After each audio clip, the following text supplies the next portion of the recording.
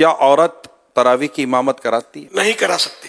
تراویح اور کوئی سی بھی نماز کی عورت امامت نہیں کرائے گی. تراویح کی نیت کرنا بھول گئے تو کیا تراویح ہو جائے گی؟ جو پڑھ رہا ہے اس کے ذہن میں کہ میں نماز پڑھ رہا ہوں اس وقت، یہ پتہ ہو اس کو، تو یہ مطلب اور تراویح کا وہ وقت ہے یا ذہن میں عام طور پہ ہوتا ہے کہ میں تراویح پڑھوں، تو اگر ہے ذہن میں تو الفاظ جملے منہ سے ادا کرنا یہ کوئی شرط نہیں ہے، دل میں ہو نیت. کیا مسافر پر بھی تراویح پڑھنا ضروری ہے؟ مسافر کے لیے بھی سنت تو ہے کہ تراویح پڑھے یہ.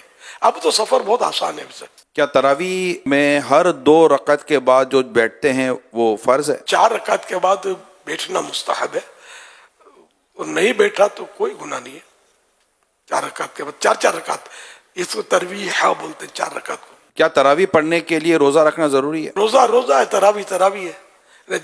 کسی کو کسی عذر کی وجہ سے روزہ قضا کرنے کی اجازت مل بھی گئی، لیکن پھر بھی تراویح اس کے لیے باقی ہے.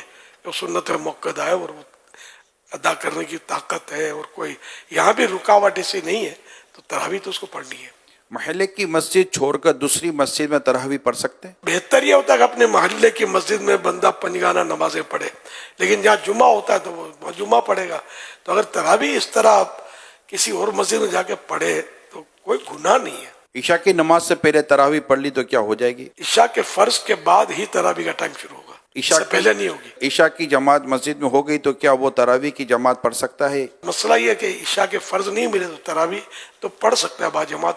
بہتر یہ کہ وطر با جماعت نہ پڑھے. عشاء کے فرض تو میرے پڑھنے ہوں تو انڈرسٹوڈ ہے، تو ابھی عرض کیا کہ عشاء کے فرضوں کے بعد ہی تراویح کا وقت شروع ہوتا ہے. کیا وطر کے بعد تراویح پڑھ سکتے ہیں؟ پڑھ سکتے ہیں. کیا نابالغ بچے کے پیچھے تراویح پڑھی جا سکتی ہے؟ نابالغ صرف نابالغوں کی امامت کر سکتا ہے، بالغ اس کے پیچھے پڑھے گا تو بالغ کی نہیں ہوگی. تراویح کا آخری وقت کب تک ہے؟ صبح صادق تک. جب روزہ بند ہوتا ہے نا، سحری کا ٹائم ختم ہوتا ہے، اس وقت تک تراویح کا ٹائم بھی ہوتا ہے. دعائے تراویح یاد نہ ہو تو وہ کیا کرے؟ دعائے تراویح یاد ہو تو پڑھے اچھا ہے، نہیں پڑھتا کوئی گناہ نہیں ہے.